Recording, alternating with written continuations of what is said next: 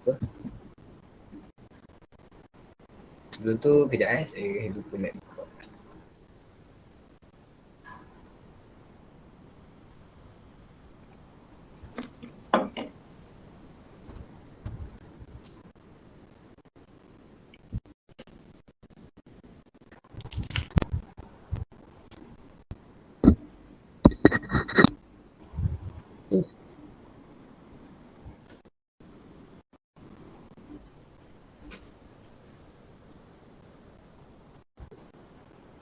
Semua ada. Okey, semua ada. Okay, bismillahirrahmanirrahim. Alhamdulillahirrabbilalamin. Wassalatu wassalamu ala asyrafil anbiya wal mursalin wa ala alihi wa sahbihi ajma'in, amma ba'd. Jadi sebelum kita meneruskan kita punya perbincangan pada malam ni, lebih berkah lagi kita mulakan dengan umum kitab Al-Fatihah. Bismillahirrahmanirrahim. Alhamdulillahirrabbilalamin. Ar-Rahmanirrahim. Maliki yaumiddin. Iyyaka na'budu wa iyyaka nasta'in. Shiratal ladzina an'amta 'alaihim ghairil maghdubi 'alaihim waladdallin. Amin amin ya rabbal alamin. Semoga pembukaan kita dengan Al-Fatihah diberkati Allah SWT. Baiklah, pertama sekali ingin saya memberi patah rangkap lah kan. Kata tak kenal maka tak cinta. Kali kita tukarlah, tak kenal maka ta'aruf.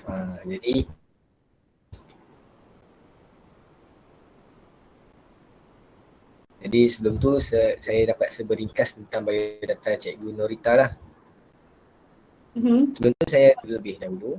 Nama saya Muhammad Syahrul Izzat bin Muhammad Jeffrey.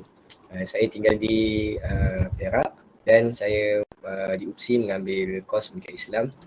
Juga sebelum ni saya bersekolah di Sekolah Menengah Agama Ma'had An-Nizam. InsyaAllah saya akan beri sedikit pengenalan tentang cikgu lah, Cikgu Norita binti Muhammad. Kalau ada nama ringkas nanti cikgu boleh introkan lah kepada kami semua. Ya, sebagaimana saya ketahui, cikgu memegang subjek bahasa Melayu. Betul. Bahasa Melayu dan guru akademik, jawatan guru akademik Ya, saya. Dan tempat bekerja cikgu di SMK Selandar, Melaka. Iya. Melaka. Tak, saya orang Kelantan. Oh, Kelantan. Orang Kelantan. Saya kita. Dah. Melaka. Okey, latar pendidikan cikgu seberingkas. Kalau ada salah boleh cikgu betulkan lah. Cikgu mengambil diploma pendidikan di Universiti Sains Raya Malaysia. SM dan ijazah sarjana muda sastra di Malaya. Dan sekarang berkhidmat di SMK Selandar, insyaAllah. Jadi tanpa membuang masa, terlebih dahulu saya memohon maaf lah. Saya wakil kepada semua mohon maaf kepada cikgu mengambil masa cikgu pada malam ni lah untuk rehat dan esok nak mula sekolah balik. Jadi terima kasih kerana luang masa untuk kami menyiapkan tugasan kami ni berkenaan dengan pandemik lah, pembelajaran ataupun tingkah laku pembelajaran murid semasa pandemik. Jadi ribuan terima kasih dan ribuan maaf mengganggu waktu cikgu, sudi membantu kami. Semoga urusan kami dipermudahkan dan urusan cikgu pun dipermudahkan oleh Allah SWT, insyaAllah. Jadi tanpa buang masa saya teruskan kepada cikgu lah untuk memperkenalkan diri serba sedikit. Tadi saya dah seberingkas, ini serba sedikit lagi. Okay, cikgu, silakan. Okay, bismillahirrahmanirrahim. Okay, assalamualaikum kepada semua anak-anak lah, cikgu panggil anak-anak murid Okay, nama cikgu seperti yang korang dah tahu, nama cikgu Norita binti Muhammad. Cikgu berasal dari Kota Baru, Kelantan. Okay, tapi menetap di Melaka. Dah hampir 15 tahun lah menetap dekat Melaka ni.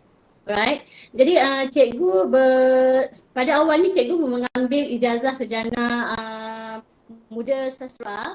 Yang pertama cikgu ada ijazah dulu. Cikgu belum ada ikhtisas dalam pendidikan sebenarnya. Okey, cikgu ambil ijazah sarjana muda sastra dekat Universiti Malaya dalam pengkhususan media sosial. Okey, jadi selepas cikgu dah habis degree, cikgu bekerja dekat syarikat ICT dan lepas tu baru cikgu menjadi guru sandaran tidak terlatih Okey, guru sandaran tidak teratur selama 5 tahun. Jadi apabila berkhidmat 5 tahun tu, pihak kementerian telah menawarkan supaya cikgu sambung pelajaran mengambil diploma pendidikan iaitu sijil iktisas, yang mana sebagai seorang guru kita perlu ada sijil iktisas lah. Jadi Kementerian Pendidikan telah menawarkan kepada cikgu sijil tersebut dan cikgu telah mengambil diploma pendidikan selama setahun di Universiti Sains Malaysia. Okay, jadi selepas habis diploma, terus cikgu dipostingkan di SMK Selandar. Itu rasanya serba sedikit. Kalau usia pula, cikgu berusia 43 tahun. Oh, 43 tahun. Oh, kira cikgu berkhidmat di situ sekolah yang pertama ke macam mana? Kalau ikutkan based on posting sekolah pertama, tapi kalau ikutkan based on guru sandaran tu, itu adalah sekolah tiga. Sebab tu cikgu guru sandaran tidak teratur selama 5 tahun. Terima kasih cikgu menjelaskan lagi sebelum menegaskan cikgu lah. Jadi, nak kata cikgu, saya akan beri pada seorang-seorang lah untuk perkenalkan diri masing-masing. Sebabnya cikgu tak kenal lagi semua, cikgu kenal dia. Saya pun cikgu kenal. Jadi, dia kenal semua. Jadi, saya teruskan. Pertama, Joslina, boleh kenalkan diri. Okay, kita pergi kepada Nadia dia lah. Okay, Nadia, boleh kenalkan diri. Assalamualaikum semua, selamat malam. Boleh.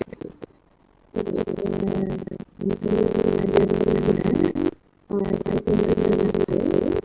Sekolah terakhir saya sekolah SMK Selandar. Saya sekarang mengambil jurusan bahasa Inggeris dan bahasa Inggeris di UST. Terima kasih kerana saya.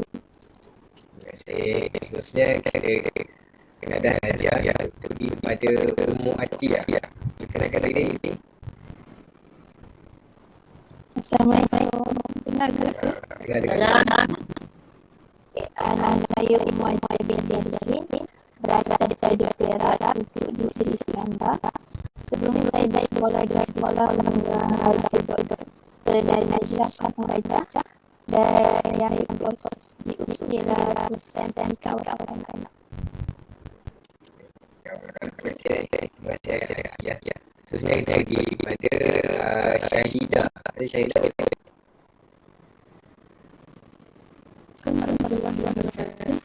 Saya dari Jalan Selanjutnya berasal dari Selatan. Dulu saya bersekolah dari Syamsul Ma'arif dan sekarang saya belajar jurusan dan kata-kata. Terima kasih Nadia. Terima kasih Syahidah. Seterusnya kita pergi kepada Nurul Asyakin.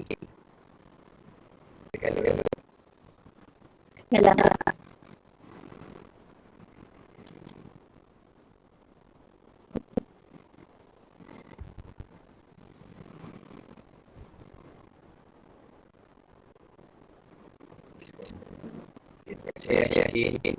Dan seterusnya kita pergi kepada Khairul Nisa. Cikgu.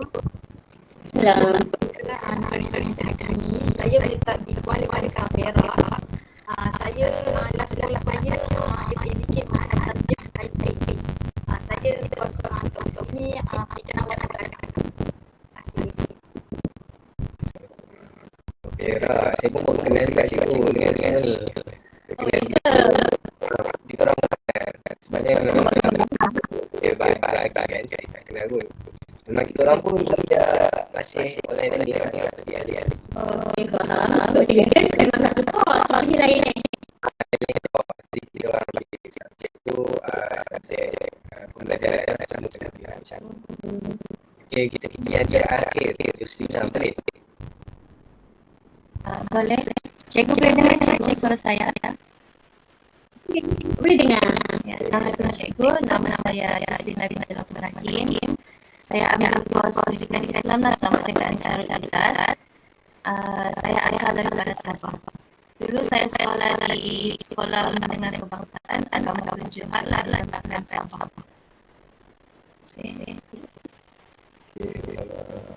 Ada seorang Sabah cikgu di sini. Itulah Sabahannya. Sabah dengan slang dia. Itu adalah selain daripada Sabahan. Sabah. Okey cikgu, beringkas lah sebabnya nak mengambil masa cikgu yang lama lah. Soalan kami pun banyak-banyak. So cikgu nanti jawab semua. Itulah dia mana kita awal ya. Yang mampu. InsyaAllah kalau macam-macam kami jadikan sebagai kami punya tugasan kami menyiapkan tugasan kami lah. Jadi boleh teruskan cikgu dengan soalan yang diberikan. Okey, silakan. Soal jawab tu daripada diskusi video itu. Okey. Tajuk kami adalah tentang tajuk kami yang niatkan dan tajuk tugasan panjang sekali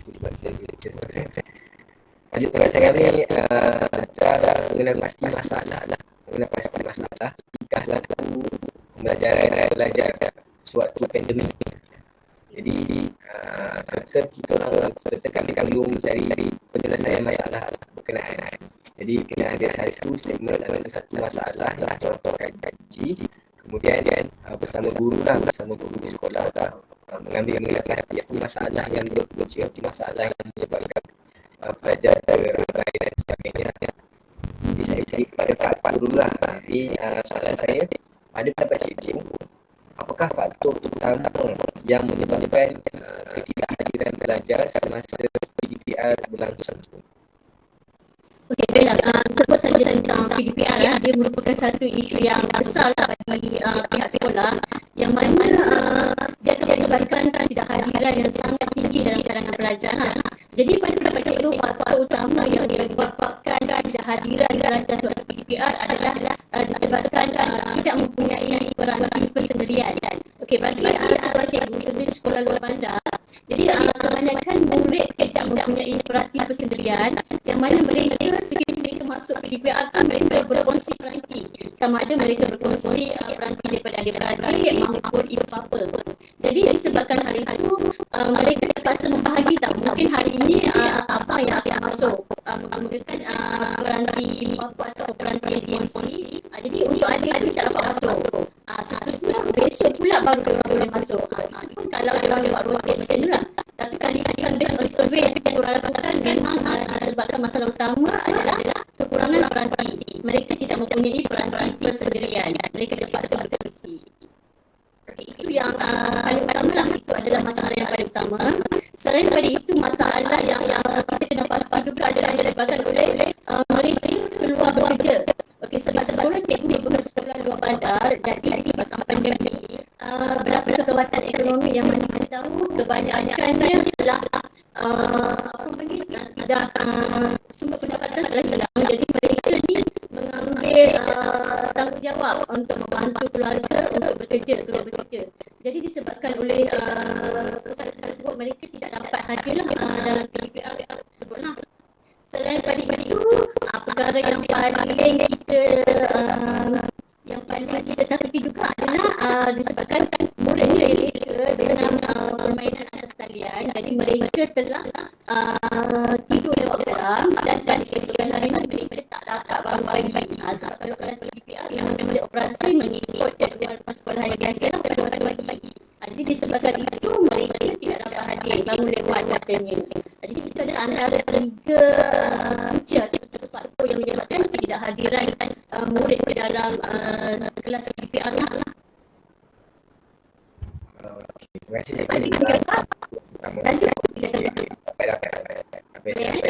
Terilah tentang peranti menyebabkan masalah peranti menyebabkan tak berkongsi. Kemudian keluar kerja dengan untuk menampung sari hidup yang lain. Jadi itu salah satu kelemahan juga. Okey, kita boleh pergi kepada soalan yang kedua. Boleh? Siapa yang baca soalan yang kedua? Juslina. Assalamualaikum cikgu. Okey, untuk soalan yang kedua, menurut cikgu, alternatif apa yang cikgu guna pakai dalam mengumpul data pelajar sewaktu PDPR berlangsung? Okey, Baik, alternatif untuk mengumpul kehadiran, kita buat dua dua alternatif. Yang pertama, sudah pastilah kita akan ambil kehadiran secara lisan yang mana sekiranya cikgu melaksanakan kelas atas talian, cikgu akan tengoklah pelajar mana yang ada dan cikgu akan buat catatan. Okey, selain itu, kehadiran itu cikgu sediakan dalam bentuk Google Form yang mana murid boleh mengisi Google Form tersebut, dan dekat situ kita dah siapkan dia punya masa, dan kita dapat tahu murid itu betul-betul hadir pada waktu yang tepat ataupun mungkin diorang hadir di luar jadual lah. Sebab ada sesetengahnya sekiranya mereka tidak mempunyai peranti ataupun ada masalah internet, mereka tidak dapat masuk pada waktu yang telah ditetapkan, tapi mereka masuk waktu petang contohnya. Jadi itu pun kita kira hadir juga lah, sebab mereka telah melaksanakan tugasan yang telah diberikan. Itu pun kita akan ambil sebagai kehadiran. Jadi dua-dua lah, sama ada secara lisan, ada sempat pada waktu PDPR ataupun dalam isi Google Form lah. Terima kasih Cikgu.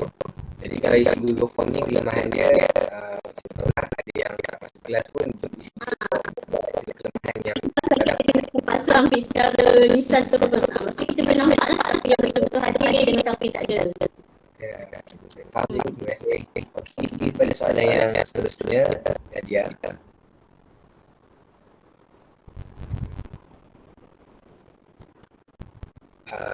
Okey, ni Nadia. Tiga soalan. Okey, baik, soalan saya. Adakah motivasi pelajar untuk belajar berkerapat dengan faktor persekitaran?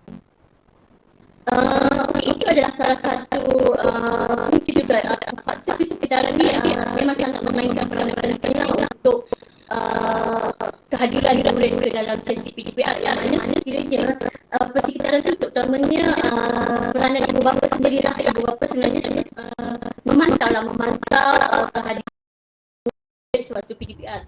Sebab ada sesetengah ibu bapa yang kita tahulah ada sesetengahnya bekerja, jadi mereka tidak dapat memantau kehadiran murid. Jadi persekitaran dekat situ akan menyebabkan murid tidak hadir. Jadi sekiranya persekitarannya memberi kerjasama seperti ibu bapa, membuat pemantauan, kehadiran murid itu akan baiklah, kehadiran murid akan baik. Jadi faktor persekitaran itu memang sangat memain peranan yang penting lah dalam kehadiran murid sewaktu PDPR. Jadi ibu bapa perlu memainkan peranan lebih penting lah kan untuk memantau anak. Jadi itu bagi saya, antara guru dan ibu bapa perlu ada bonding lah antara kedua tu. Betul. Okey, kita boleh pada soalan yang seterusnya, ataupun ada soalan daripada Atia? Dan soalan yang diberikan daripada cikgu. Sekiranya faktor persekitaran yang tak membantu pelajar tu, adakah pelajar akan susah untuk fokus belajar atau akan menjejaskan orang punya pelajaran? Maksudnya faktor persekitaran ni maksudnya dia kata macam social distancing ke ataupun macam mana tu? Macam tu. Apa sebenarnya faktor persekitaran yang you nak highlightkan di sini? Faktor persekitaran yang menyebabkan pelajar tidak hadir waktu PDPR. Macam cikgu cakap tadi, sebabkan ibu bapa tak memantau, jadi pelajar akan lebih ambil peluang untuk tak hadir ke sekolah. Betul lah, sebab kurangnya pemantauan lah, tidak ada pemantauan daripada ibu bapa, jadi mereka tidak hadirlah ke PDPR, dalam PDPR tu. Melainkan sekiranya kalau sebagai guru subjek ataupun guru kelas, kita akan lihatlah dalam seminggu ni siapa sebenarnya yang paling kerap untuk tidak hadir. Jadi di situ gunanya kita ada menubuhkan WhatsApp group yang mana kita akan invite ibu bapa sekali. Jadi di situ kita akan update lah murid mana yang hadir, murid mana yang tidak hadir, dan kami juga akan menghubungi ibu bapa sekiranya ketidakhadiran itu sangat ketara. Kata dalam sebulan tu mereka hanya masuk dalam 3-4 kali saja. Dari situ kita akan hubungi ibu bapa lah untuk mengetahui apakah punca sebenar mereka tidak hadir. Okey, terima kasih. Okey, baiklah, jelas cikgu. Terima kasih penerangan cikgu. Seterusnya kita pergi kepada soalan yang seterusnya oleh Syahidah. Syahidah boleh berikan soalan? Adakah pencapaian akademik pelajar yang tidak adil akan terjejas? Sudah pastilah pencapaian akademik itu akan terjejas. Even yang hadir sekalipun, kita tidak dapat mencapai objektif yang tepat, yang mana masalah komunikasi ataupun penerangan sewaktu PDPR dengan bersemuka memang sangat jauh. Okey, jadi kita cuba buat sewaktu PDPR macam pelbagai alternatif lah supaya supaya murid tu dapat memahami objektif yang kita hendak capai lah. Jadi kalau pelajar yang tidak hadir, sudah pastilah mereka tidak dapat mencapai objektif pelajaran yang kita nak capai pada hari tersebut. Jadi sudah pasti mereka akan ketinggalan lah dalam pelajaran. Untuk mereka yang tidak hadir, memang sangat tidak membantulah.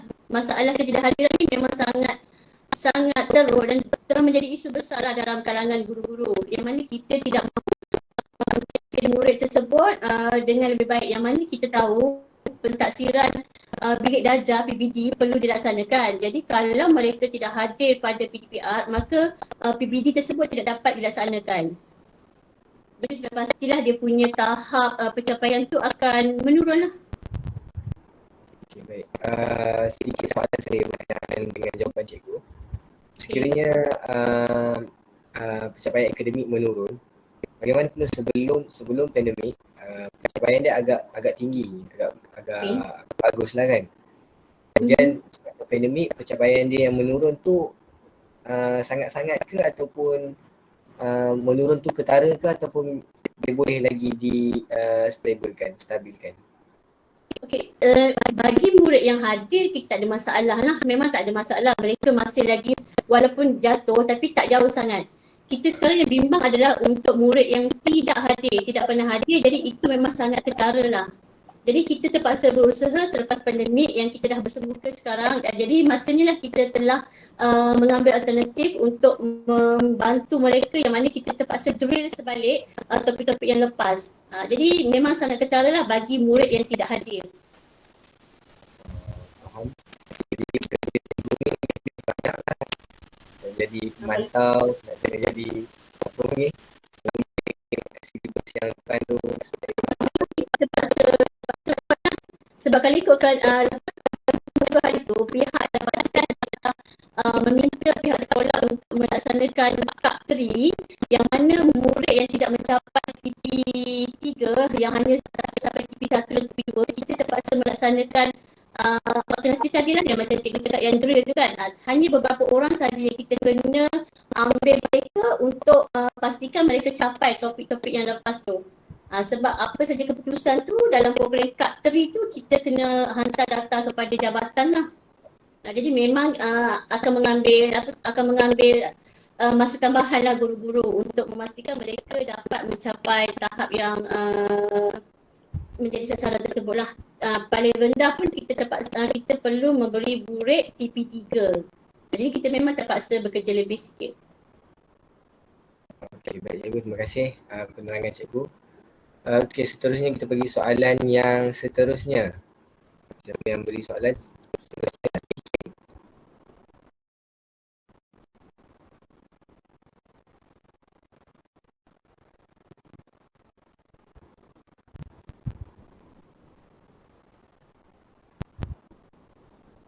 Okey, seperti cikgu cakap tadi lah, kalau mereka tidak hadir ke dalam kelas PDPR, sudah pasti mereka akan ketinggalan.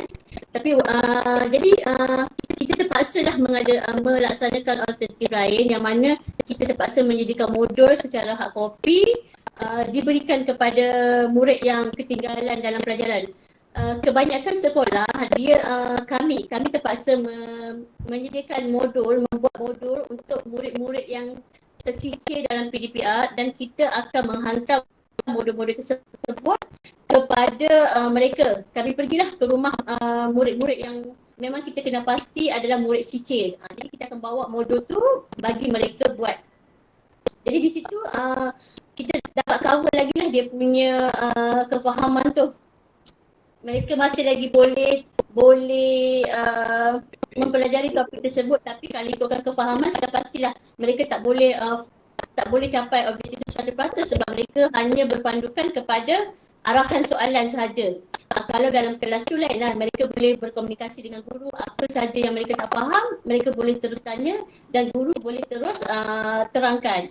Tapi sekiranya kita menghantar modul kepada murid, mereka tak bolehlah berkomunikasi secara on the spot. Jadi mereka terpaksa buat, lepas tu terpaksa usaha sendiri, jadi dia punya kefahaman tu kurang berbanding dengan murid yang memang hadir dalam kelas. Okey, faham. Jadinya modul tu adalah salah satu alternatif lah, tapi alternatif tu tak mencapai keseluruhan objektif yang dalam pembelajaran ya. Jadi soalan saya lah kan, kalau macam modul yang diberikan tu, cikgu memang jadi cikgu akan bagi tempoh masa lah, selama berapa tempoh masa yang diberikan. Biasanya kita akan buat 2 minggu. 2 minggu sekali kita akan hantar modul. Okay, lepas tu lepas pada 2 minggu kita akan pergi balik untuk ambil modul yang lama dan kita akan serahkan modul yang baru. Jadi dalam masa 2 minggu tu mereka akan laksanakanlah perkara-perkara yang kita nak, tapi tak adalah kita tak beri secara banyak terus. Kita akan bagi secara 2 minggu 2 minggu. Oh, jadi yang hantar pun cikgu, yang ambil pun cikgu. Memang kami terpaksa. Tapi sebab kita mempunyai kelompok guru dan juga mendapat bantuan daripada UNIHEM dan juga kaunselor. Jadi kami bergilir-gilir lah. Mungkin kita akan tengok pada kawasan. Sekiranya saya duduk dekat kawasan Serandar contohnya. So saya akan pergi kepada murid-murid yang berada di situ sahaja. Jadi guru yang berada di kampung lain mereka akan pergi kepada, maksudnya ikut kawasan tempat tinggal. Okey, faham. Kawasan tempat tinggal tu berdekatan Kita dengan akan berikan lah. murid yang mana. Okey, baik. Terima kasih cikgu atas jawapan cikgu. Seterusnya kita pergi kepada soalan daripada Khairun Nisa. Khairun Nisa.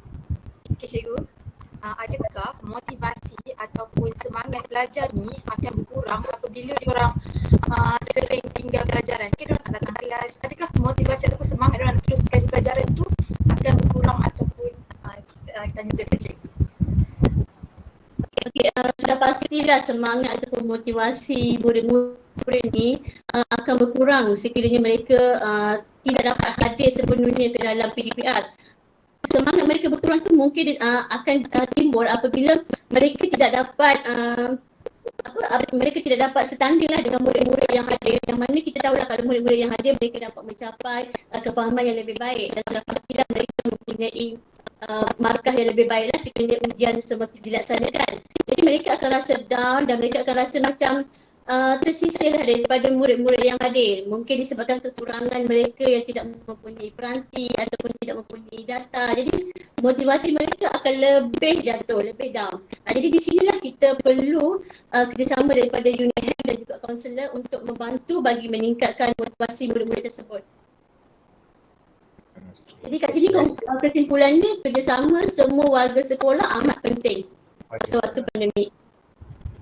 Jadi memang situasi yang cikgu ceritakan ni berlaku juga pada keadaan kami. Kadang-kadang tu kami masih tak tahu lah, tapi bagi kos saya tak masuk lagi di UPSI. Jadi itu pun menjatuhkan semangat. Menjatuhkan sangat, tapi perasaan untuk belajar tu macam aku saya lepas aku belajar apa lah macam tu. Sampai ke tahap tu, tahu tu sikit-sikit. Jadi objektif SEM ambil subjek tu tak banyak. Jadi boleh talikan dengan di sekolah gitu. Faham.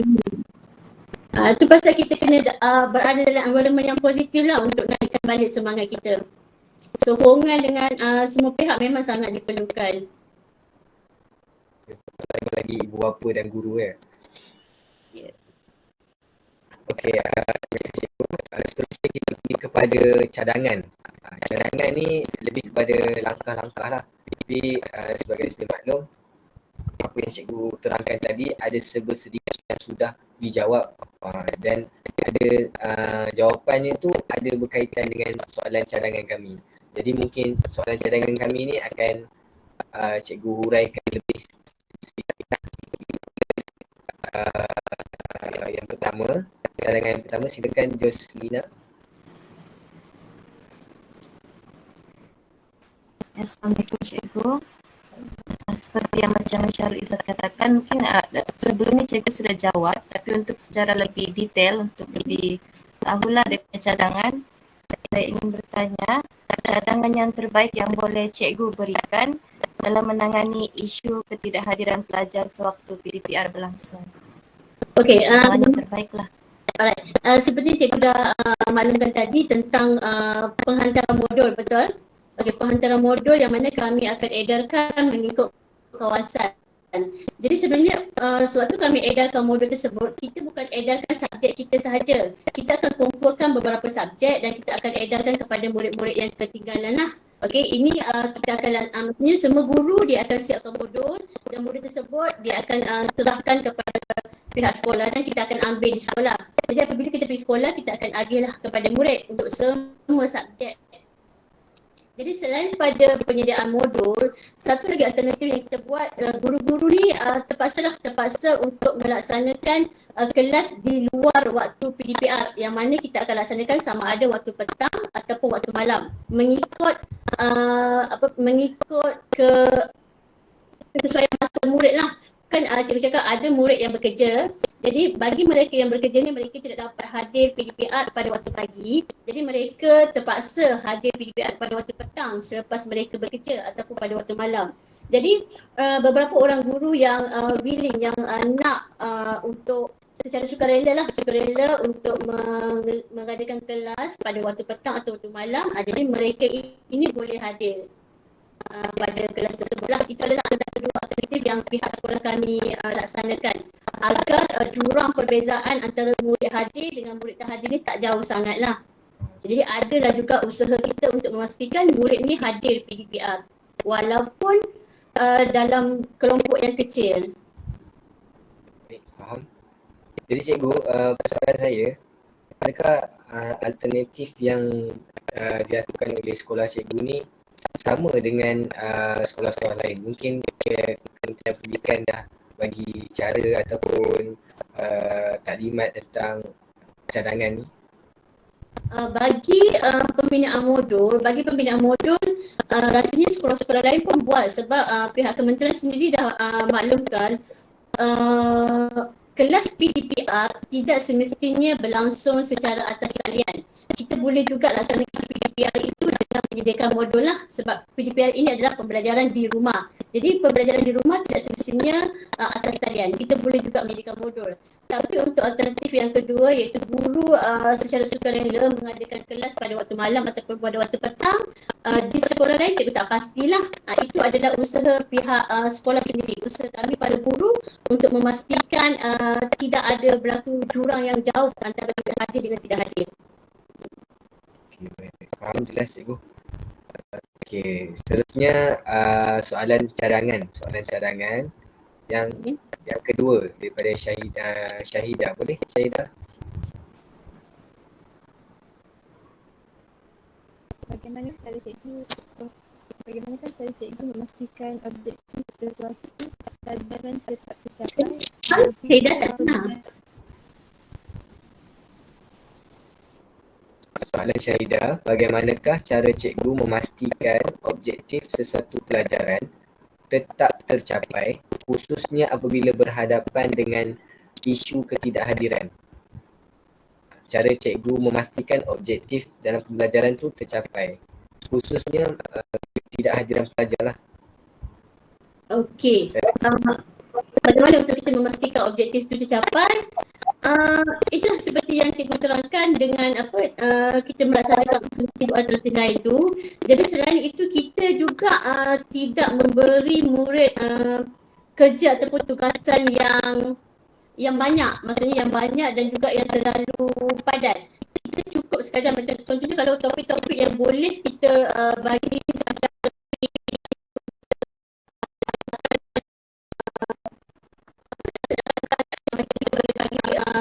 dalam Google Classroom atau kita laksanakan kuis melalui aplikasi Kahoot atau Quizzy, itu lebih mudah lah untuk murid. Sebab setengah murid mereka tak nak buat tugasan yang panjang-panjang ni, tugasan menulis memang mereka tak nak. Jadi kita terpaksa cari alternatif dengan menyediakan soalan-soalan berbentuk kuis dengan menggunakan aplikasi Kahoot ataupun Quizzy. Jadi kalau kita bagi dia link kuis, terus dia orang respon. Jadi itu pun salah satu kaedah lah untuk kita mencapai objektif dalam pembelajaran tersebut.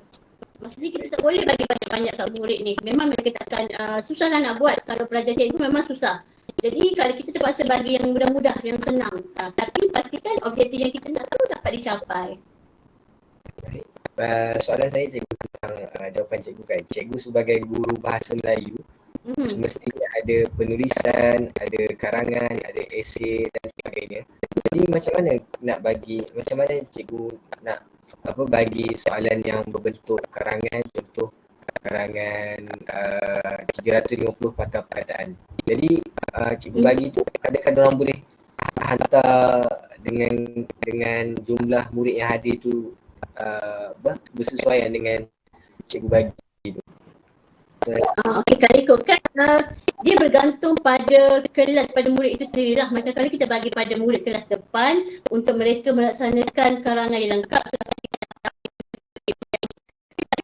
yang kelas tengah ataupun kelas yang belakang, saya rasa kita tak boleh capai. Memang kita bagi karangan yang full. Apa yang cikgu lakukan, kita bagi mengikut bahagian. Katalah pada hari ini kita nak mencapai murid itu dapat menulis pendahuluan saja.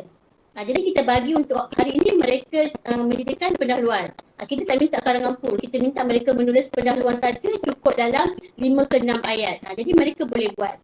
Jadi untuk esoknya ataupun hari seterusnya kita bagi pula perenggan isi. Kita memang tak boleh bagi full. Kalau kita bagi full pada murid-murid yang kelas pertengahan ataupun dalam kategori sederhana, memang kita tak akan dapat capai. Jadi apa yang kita terpaksa buat, kita kena bagi bahagian-bahagian tertentulah. Hari ini kita suruh diorang buat pendahuluan, besok suruh diorang buat isi, dan seterusnya sampailah penutup. Kalau kelas depan tu tak ada masalah, memang kita boleh dapat feedback yang baik lah. Tapi diorang katalah kita bagi masa lah, katalah kelas kita bagi, dan kita bagi masa supaya dia hantar karangan tu pada waktu petang ataupun pada waktu malam sebelum hari seterusnya. Okey, baik cikgu. Jadi ringkasnya di sini dalam soalan tu perlu lihat kepada tahap kelas lah kan.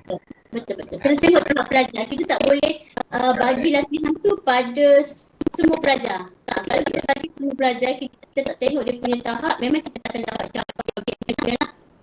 Okay, baik. Terima kasih cikgu. Jadi soalan tentang cadangan yang terakhir sebelum kita buka soalan secara umum. Silakan Nadia. Baik cikgu, soalan yang terakhir, saya rasa cikgu dah menjawab soalan ini pada awal-awal tadi. Tapi kali ni boleh tak cikgu kongsikan ada satu inisiatif ataupun kaedah yang mungkin cikgu rasa kalau tidak pada pendidikan sekolah, pandangan cikgu sendiri sebagai seorang guru untuk memastikan pelajar ni mereka kekal mengikuti PDPR walau tak kira apa pun yang berlaku lah. Okey. Kalau kita nak tengok dari segi pengekalan ataupun murid tu nak kekal berada dalam PDPR tu, memang kita susahlah nak capai sebab kita tahulah kekangan-kekangan mereka. Jadi seperti yang cikgu maklumkan tadi, alternatif lain kita perlulah memastikan kita punya PDPR tu berjalan dengan baik, yang mana kita perlu menerapkan pelbagai kaedah ataupun pelbagai teknik khususnya dalam didik hibur lah. Okey, didik hibur. Jadi macam yang cikgu cakap tadi, yang pertama kita tak boleh memberi tugasan kepada murid secara banyak pada satu masa. Tak boleh, kita kena tengok tahap murid itu sendiri. Kita punya kaedah. Semuanya kita nak buat Google Meet je. Jadi murid kadang-kadang dia rasa bosan. Asyik Google Meet je cikgu ni. Kadang-kadang kita ada secara ringan melalui kita boleh buat Google Site. Di mana Google Site tu kita just bagi link dekat murid dan kita membaca Google Site dan melihat, kita bagi video yang ada, mana-mana video yang ada dekat YouTube kita boleh bagi. Jadi dekat situ murid tak ada rasa bosan asyik nak dengar cikgu cakap kan. At least kalau kita bagi dalam bentuk arahan dalam Google Site. Jadi dekat dalam Google Site tu kita dah ada link video, kita dah ada link quiz. Jadi mereka akan lebih berminat lah. Mereka akan rasa tak bosan. Tak adalah hari-hari nak mengajak cikgu. Mungkin esok kita boleh bagi dalam bentuk arahan ringkas dalam Telegram ataupun WhatsApp. Jadi kita tak boleh stay pada cara yang sama je. Kita kena pelbagaikan kaedah. Itulah antara perkara-perkara yang perlu kita laksanakan lah, yang perlu kita tackle budak macam mana. Okay. Jadi saya rasa kalau based on yang dalam Google Site tu, kalau kita terpaksa create Google Site sendiri, yang mana kita perlu bekerja lebih sikit lah dengan membuat video. Video tu kalau kita buat video kita sendiri, kita jangan ambil video orang. Sebab kalau kita tengok dekat YouTube kan memang banyak video-video. Jadi kalau boleh kita ambil video kita. Jadi murid-murid pun akan kata, hari ni cikgu berlakon, hari ni cikgu baca sajak. Jadi murid akan lebih tertarik lah. Jadi kita tak adalah macam duduk bercakap je. Jadi murid akan bosan. Jadi itu adalah antara alternatif ataupun kaedah-kaedah lain yang boleh kita gunakan murid tu stay dia. Jadi dia akan tertunggu-tunggu. Okey, besok ni cikgu nak jadi apa? Besok ni cikgu nak buat apa? Jadi itulah antara kaedah yang boleh kita lakukan. Ya, cikgu. Itu untuk pelajar yang hadir diri mereka dalam PDPR. Bagaimana pula untuk pelajar yang tidak